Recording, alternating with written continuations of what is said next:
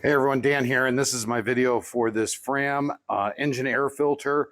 I picked this up because I'm in need of a new air filter, and it's always so much cheaper if you can get your own and replace it your own rather than having the dealership do it or a mechanic do it.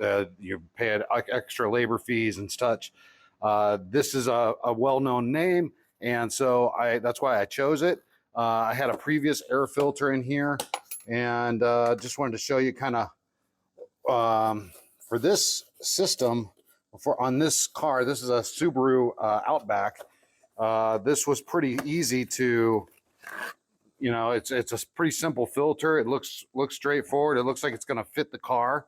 So I'm just going to come over here and open this up, and I kind of just wedge this out a little bit. Now, I'm not like the best mechanic, but I mean, how easy is that to pull out? Okay, so clearly you can see the difference, and this one's been collecting a lot of dust and such. This is just a kind of an off-brand name that I had picked up, and I thought, well, I'm going to go with the FRAM and give that a try. So it doesn't really matter. I think top or bottom, you just make sure these tabs are at the top, and you're good to go. So it just kind of drops in there.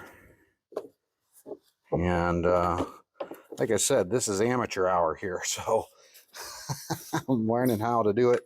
If you're not 100% confident,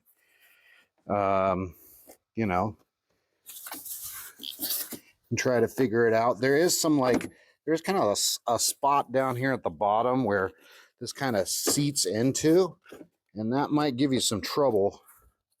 You just kind of got to fiddle with it a little bit.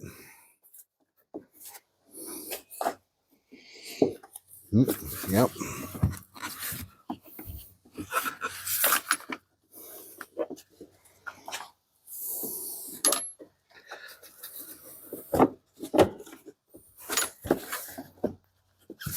There it is. So actually I dropped the air filter forward, and this bottom part was able to seat in, and